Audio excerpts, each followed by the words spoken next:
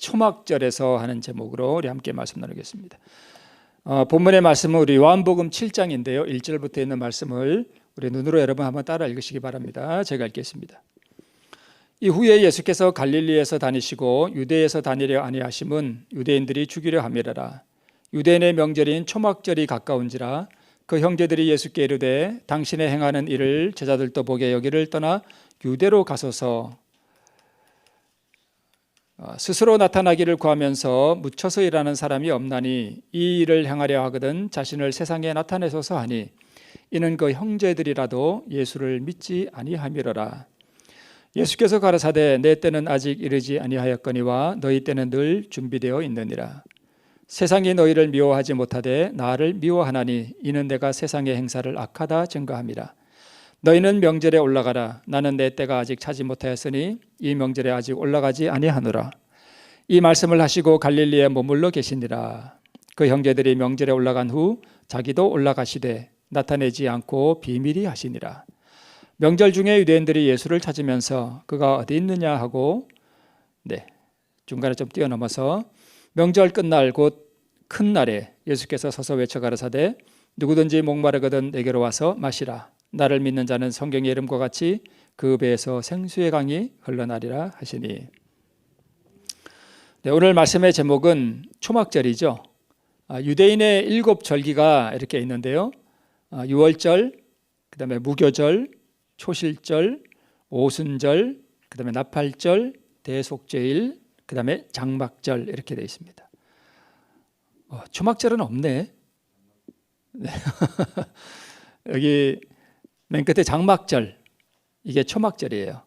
그러니까 장막은 우리 장막붕이 하듯이 장막은 뭐예요? 이렇게 텐트 같은 거 치는 게 장막이죠.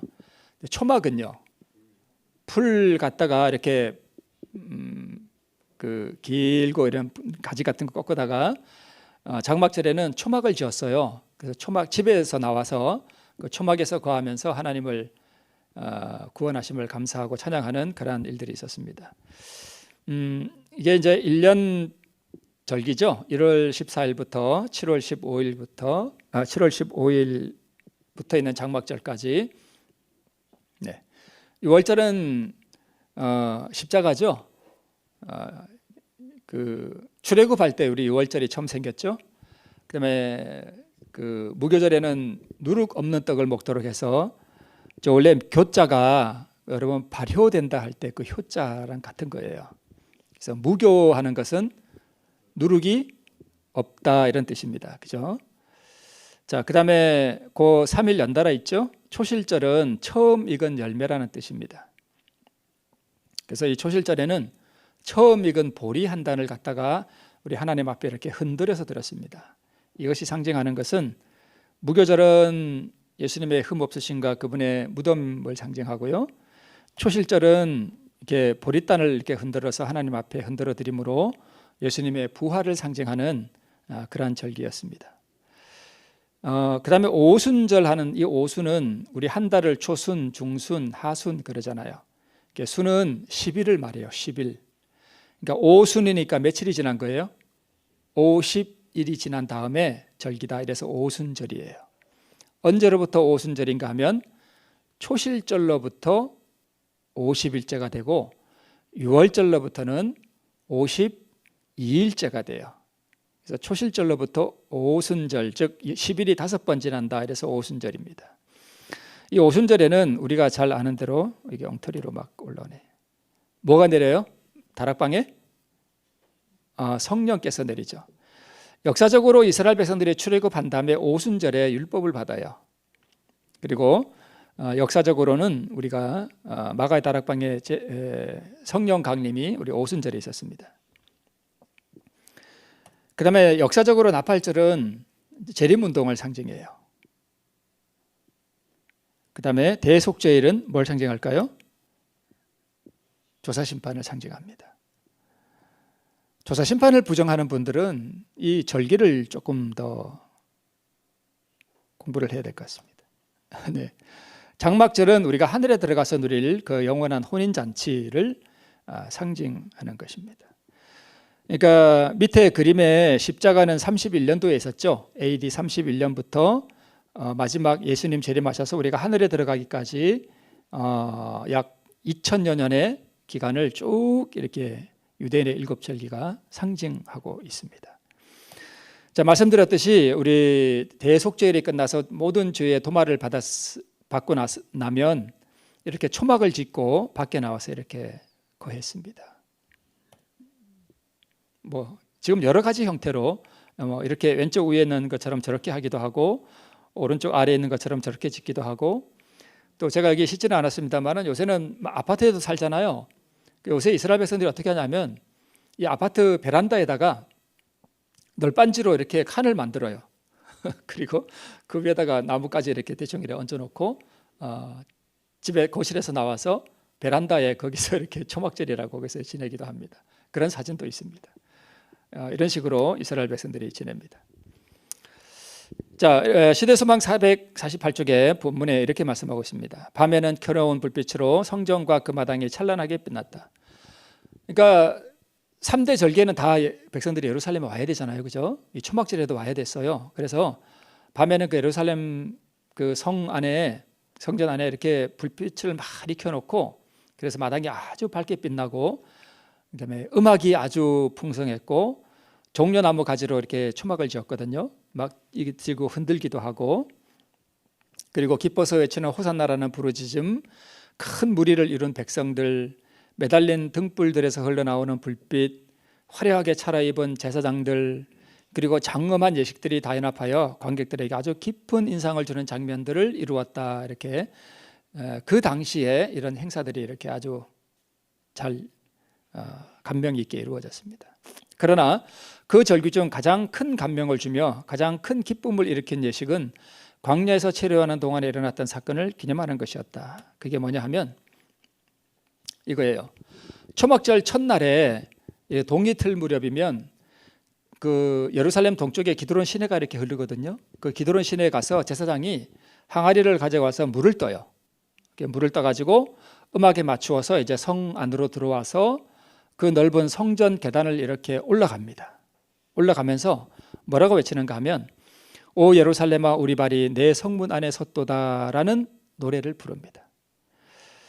근데 여러분, 오 예루살렘아 우리 발이 내 성문 안에 섰도다라고 하는 이 노래는 원래 벽궤가 예루살렘에 들어갈 때 불렀던 노래고요. 제사장이 오래전에 또 이때도 불렀고, 앞으로 언제 이 노래를 부르는가 하면 구원받은 사람들이 하늘 예루살렘에 들어갈 때 이 노래를 부릅니다.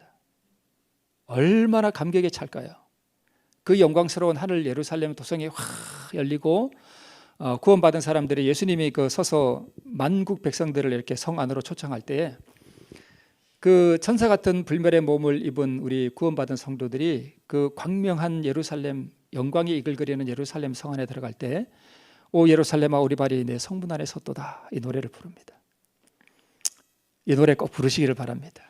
네, 얼마나 좋을까요? 그 감동과 그 감격은 우리의 지금 이 연약한 몸으로는 그 기쁨을 감당을 못해요. 아마 죽어버릴 거예요. 그 기쁨이 한꺼번에 밀려오면. 그런데 불멸의 몸을 입은 그 영광의 몸으로는 그 큰 기쁨을 감당할 수 있을 겁니다. 그죠? 자, 그리고 이제 물을 떠오면 그거를 기드론 시내의 물을 성전 제단이 있잖아요. 번제단. 그 옆에다가 이렇게 두어요. 그리고 그곳에는 은대야 2개가 있어요. 그러면 각각의 대야 곁에 제사장들이 하나씩 서 있습니다. 그러면 한 항아리의 물은 한쪽 대야에 붓고 미리 준비한 포도즙이 있어요. 그럼 포도즙은 다른 쪽 대야에 이렇게 부어요. 한꺼번에. 그러면 이게 가운데서 이렇게 연결되게 돼 있어요. 그러면 물과 포도즙이 뭐 할까요? 섞여요. 그래가지고 미리 다 이렇게 만들어 놨겠죠. 예루살렘 성 밖으로 빠져나가서 기드론 시내를 거쳐서 사해바다로 흘러들어가게 이렇게 만들어 놨습니다. 이게 뭘 상징하는가 하면 이스라엘 백성들이 출애굽에서 광야 생활하는 동안 반석에서 솟아난 그 샘물을 상징합니다. 이런 예식들을 그 당시에 초막절에 이런 행사들을 했습니다. 자, 그런데 이제 예수님께서 예수님의 형제가 있잖아요. 그죠? 예수님의 아버지 요셉은 재혼이었고 마리아는 초혼이었죠. 이미 그 결혼할 때 요셉에게는 아들들이 있었어요, 그죠? 그 예수의 형제들이 있습니다. 이 요셉의 아들들이 예수님의 초막절 참석 여부에 관심을 두었습니다. 왜 관심을 두었는가 하면 이 형제들이 아직 예수님을 믿지는 못했는데 예루살렘에서 당당하게 자신을 드러내기를 원했습니다. 그런데 시대소망에는 이렇게 돼 있는데, 성경에는 이렇게 돼 있는데 어느 정도는 메시아 되심을 믿었던 것 같아요. 그렇지 않고서야 예루살렘에 이렇게 올라가서 왕으로 등극하기를 바라는, 뭔가 자신을 좀 드러내놓고 일을 하기를 바라는 그런 말을 할 리가 없잖아요, 그죠? 그래서 왜 숨어서 비천한 어부들과 세리들과 어울리는가? 당국자들과 불화하는 것은 예수님이 실수하는 거다라고 하는 논조로 그렇게 형제들이 예수님에게 관심을 보였습니다.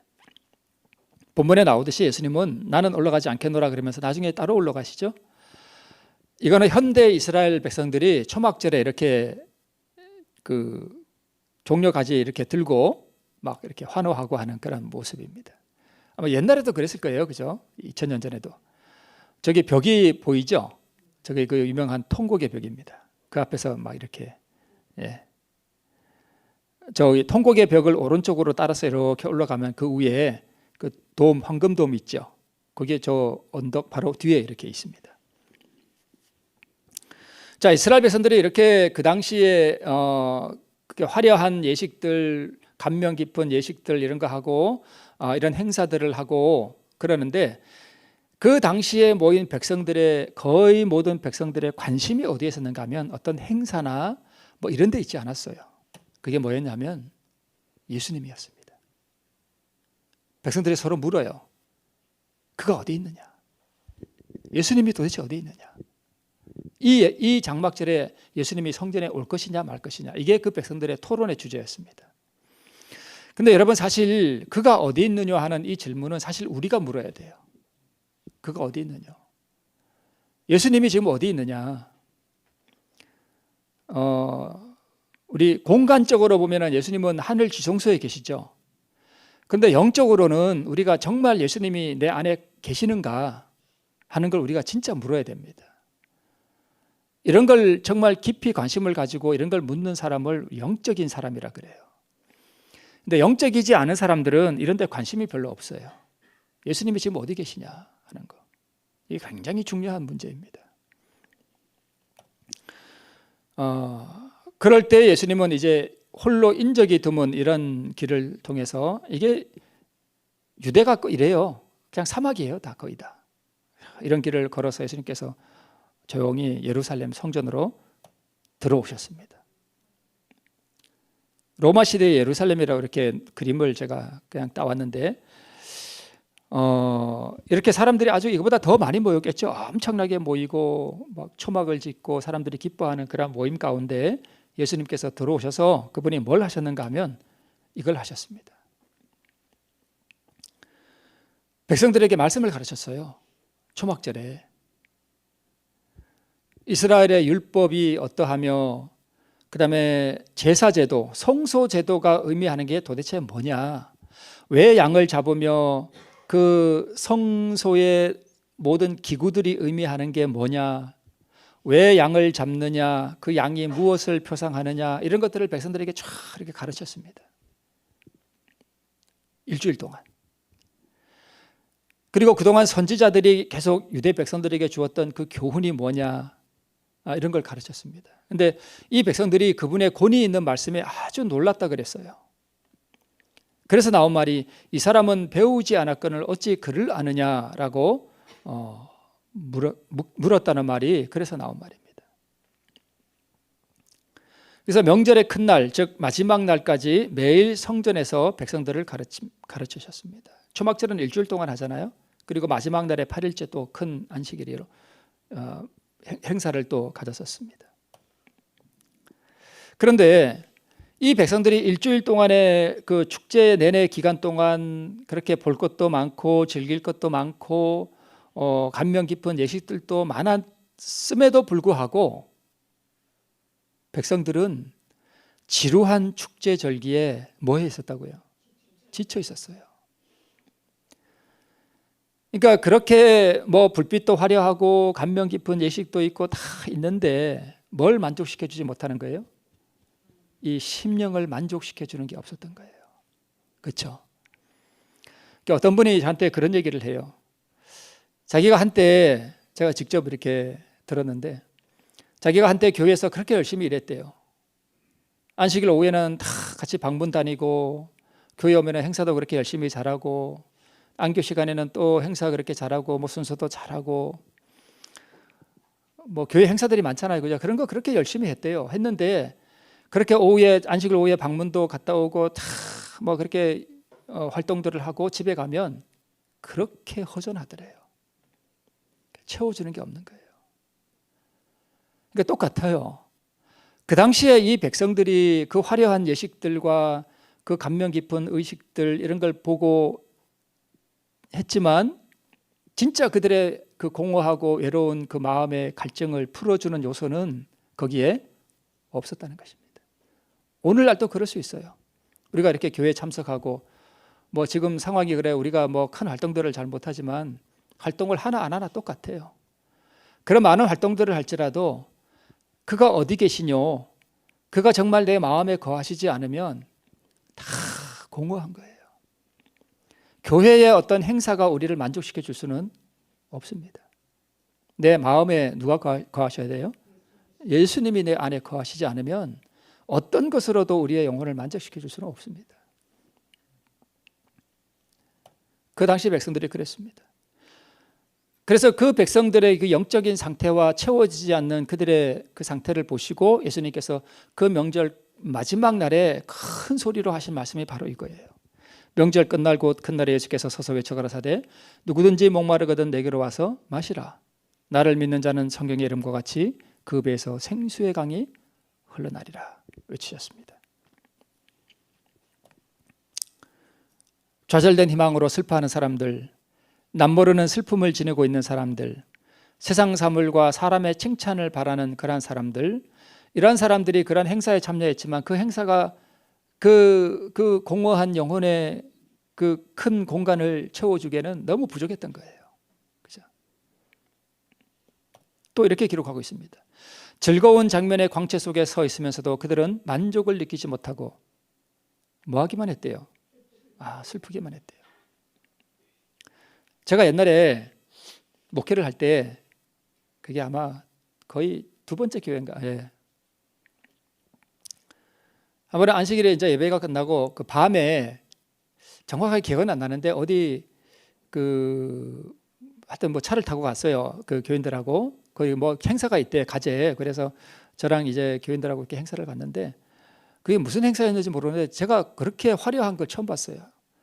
뭐 큰 마차를 만들고 엄청나게 큰 마차를 만들고 휘황찬란한 불빛을 두고 막 행렬들이 밤에 이렇게 지나가는데 저는 그런 게 있는지 깜짝 놀랐습니다.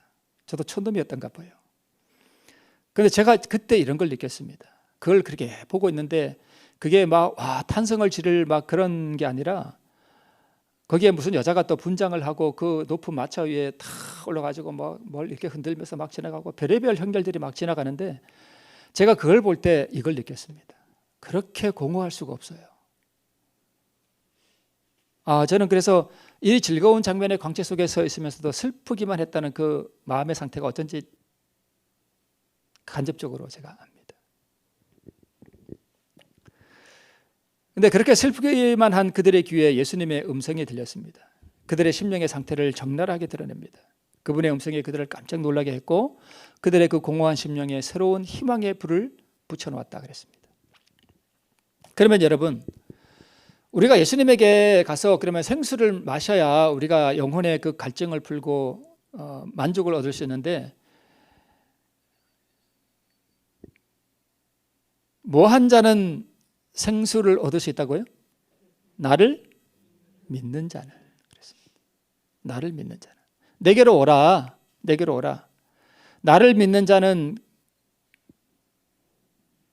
그 영혼을 만족시킬 수 있는 그 생수의 강이 그 배에서 뭐 하리라?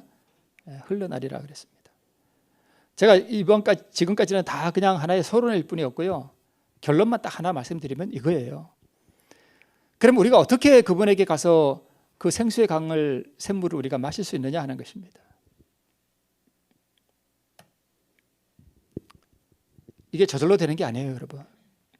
뭘 해야 되는가 하면 훈련을 하셔야 돼요. 무슨 훈련을 해야 되는가 하면 예수님을 묵상하는 훈련을 해야 됩니다. 그러니까 내가 아침에 일어나서 저녁에 잘 때까지 내가 주로 무엇에 대하여 생각하고 무엇에 관심을 두고 살아가느냐는 거예요. 가만 보면 내가 아침에 일어나서 밭에나 논에나 어떻게 가서 그것만 관심을 두고 하늘의 사물에 관한 것들은 깡그리 잊어버리고 살아가다가 저녁에 피곤하면 그냥 자고, 만약에 내가 그런 삶을 산다면 그러한 삶에는 우리의 심령을 만족시켜 줄 수 있는 샘물을 얻을 수 없다는 것입니다. 그래서 첫 번째, 예수님을 묵상하는 훈련을 해야 되고요. 두 번째는 늘 말씀을 자꾸 이렇게 묵상하는 훈련을 해야 돼요. 암송을 해도 좋고요. 그 다음에 이 찬미, 이 노래의 그 파워라는 게 참 대단해요.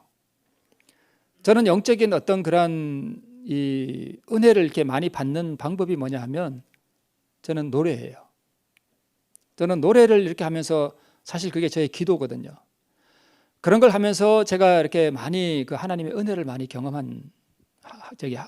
합니다. 제가 설교 시간에도 몇 번 말씀을 드렸듯이 저는 노래를 통해서 그런 걸 많이 경험해요. 노래가 저의 기도고 노래를 통해서 저의 소원을 하나님 앞에 올려드려요. 그리고 기도를 통해서 그분과 계속적인 어떤 교통의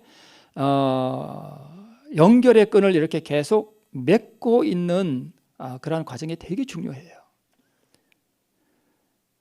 그 다음에 늘 제가 말씀을 드리지만 뭘 굴복시켜야 돼요? 끊임없이 자아를 굴복시키는 데 관심을 둬야 돼요. 자아를 굴복시키는 거. 그리고 그분의 순결한 의를 구하는, 그래서 그러니까 쉬지 말고 기도하고 하늘과 늘 교통하고 있는 그러한 훈련의 과정을 끊임없이 해 나갈 때에 그게 예수님에게로 가는 게 아니에요. 그렇죠? 누구든지 목마르거든 누구에게로 와서 내게로 오는 게 뭐예요? 우리가 관심을 예수님에게 두고 늘 말씀을 암송하고 어떤 내 마음에 맞는 노래를 통해서 내가 내 소원을 하나님께 올려드리고 기도를 통해서 그분과 계속 교통하는 게 그분에게 다가가는 거 아니겠어요? 그죠? 그게 그거예요. 그죠? 이런 걸 안 하면서 어떻게 우리가 그분에게 가서 생수를 받을 수 있겠어요? 그죠? 그리고 그 생수를 받으려면 뭐가 굴복돼야 되는가 하면 자아가 굴복돼야 돼요. 하나님께서 우리에게 요구하시는 건 한 가지라 그랬죠. 11조 잘 드리는 거? 그건가요? 아니죠. 자아를 굴복시키는 게 하나님께서 우리에게 요구하시는 것의 전부다 그랬어요. 11조도 거기 들어가는 거예요. 그죠? 11조를 드리려면 뭐가 굴복돼야 돼요? 예. 좀 더 정확하게 표현하자면 돈에 대한 욕심이 뭐에 대해요? 굴복돼야 돼요. 그래서 모든 것은 다 여기에 포함되는 거예요. 그리고 그분의 순결한 의를 늘 묵상하고 그분의 의로우심과 같이 나도 그분처럼 의롭게 되고자 하는 어떤 갈망이 자꾸 내 마음속에서 솟아나는, 그렇게 할 때 우리가 예수님에게 가는 거잖아요. 그죠? 그렇죠? 그리고 그게 믿는 거예요. 이게 믿음이에요. 즉 나는 없어지고 그분이 나의 전부가 되게 하는 거예요. 이렇게 할 때에 뭘 잊어버리게 되는가 하면 나를 잊어버려요. 더 이상 나에 대해서는 생각하지 않고 자꾸 나는 누구에 대해서만 생각해요? 예수님에 대해서만 자꾸 생각하게 되는 거예요. 그죠? 그렇게 되면 내가 예수님께로 자꾸 가게 되는 거고요. 그분과 계속 교통하게 되는 거고, 그것이 예수님을 믿는다는 뜻이에요. 우리가 예수님을 믿는다고 교회는 다니는데 이런 게 없으면 다 그게 헛거예요. 그러니까 그렇게 하면 심령이 공허한 거예요. 많은 행사들을 하고 방문도 다니고 이것도 하고 저것도 하고 뭐 다 하는데 개인적으로 이게 안 되면 공허한 거예요. 못 채워주는 거예요. 그런 행사가. 그래서 초막절 행사에 이 백성들이 공허했던 이유가 그런 거 아니겠어요? 그죠? 나는 없어지고 그분이 전부가 되게 하는 거. 목마른 영혼에게 하신 그리스도 외침은 여전히 울려나고 있으며 명절 마지막 날 성전에서 그 외침을 들은 자에게보다도 더 큰 능력으로 우리에게 호소한다. 그러니까 예수님은 2000년 전에 그 당시에 했던 그 호소를 오늘날도 한다는 거예요. 어떻게 해요? 어떤 목소리로요? 더 큰 목소리로 우리에게도 말씀하신다는 거예요. 우리도 공허할 수 있잖아요, 그죠? 심령이 공허하고 내가 왜 사는가 싶고 때로 우리가 예배를 드리고 가도 내 마음이 공허할 수 있고, 그죠? 그렇잖아요, 그죠? 샘은 모든 사람을 위하여 열려 있다. 피곤하고 목마른 자들에게 영원한 생명의 신성한 물이 제공된다. 예수께서는 여전히 외치고 계신다. 누구든지 목마른 자는 내게 와서 마시라. 목마른 자도 올 것이요 또 원하는 자는 값없이 생명수를 받으라. 내가 주는 물을 먹는 자는 영원히 목마르지 아니하리니 나의 주는 물은 그 속에서 영생하도록 솟아나는 샘물이 되리라. 제가 잠깐 또 반복하면 믿음으로 말미암는 의는 두 가지로 이루어진다 그랬죠. 하나는 내가 주님 앞에 뭐 하는 게 있어야 되고요, 드리는 게 있어야 되고, 또 주님께로부터 내가 뭐 하는 게 있다고요? 받는 게 있잖아요. 자, 목마른 자는 내게 와서 마시라. 내게 와서 값없이 생명수를 뭐 하라? 뭐 하라고요? 받으라 그러잖아요, 우리가. 그죠? 받으래요. 그럼 그 받으려면 우리가 예수님께로 가서 우리를 뭐 해야 돼요? 그분께 드려야 돼요. 그래서 우리가 내게로 오라, 그리고 나를 믿는 자는 할 때 그 믿는다 하는 뜻이 제가 그렇게 누누이 말씀드렸던 바로 그것입니다. 내가 예수님께로 가고자 하는 훈련이, 여러분 경건의 연습을 하라 하는 얘기가, 말씀이 우리에게 정말 필요해요. 아무 생각 없이 이렇게 다닐 것이 아니라, 여러분이 그렇게 하신다는 말씀이 아니라 혹시 그렇다면 우리는 우리의 삶을 바꾸셔야 됩니다. 그죠? 훈련을 하셔야 돼요. 그죠? 영생하도록 솟아나는 샘물이 되리라. 자, 그 당시에 그 백성들의 그 공허했던 그 영혼을 예수님께서 채워주시기 위해서 외쳤던 바로 그 말씀, 더 크게 오늘 우리에게도 외치고 계십니다. 그 당시의 백성들이 그 공허한 심령을 가지고 그 성전의 그 화려하고 그 감동 깊은 장면 속에서도 만족을 얻지 못했던 것처럼 오늘 우리도 그럴 수 있습니다. 그러나 우리가 예수님께로 가서 생명수를 받는 것은 어쩌다가 우연히 얻어 걸리는 것이 아니라 우리가 뜻을 정하고 그분께로 가기 위한 훈련을 하고 끊임없이 내 세속적으로 흘러가는 내 마음의 정신을 끊임없이 가다듬어서 하늘로 올려보내도록 하는 그런 훈련이 우리에게 필요하다는 거예요. 저절로 되는 것은 없습니다. 농부가 농사를 짓기 위해서 얼마나 고단하게 일을 합니까? 그죠? 열매가 그냥 얻어지는 게 아니죠. 그죠? 똑같아요. 영적인 원리도 똑같아요. 오늘 우리도 그분에게 가서 끊어지지 않는 그 영생의 생수가 우리 배에서 흘러나는 그 감동이 늘 있기 위해서 우리가 그러한 믿음으로 주님께로 가까이 다가가는, 그래서 생명수를 받는 우리 모두가 되시기를 바라면서 말씀을 마치겠습니다.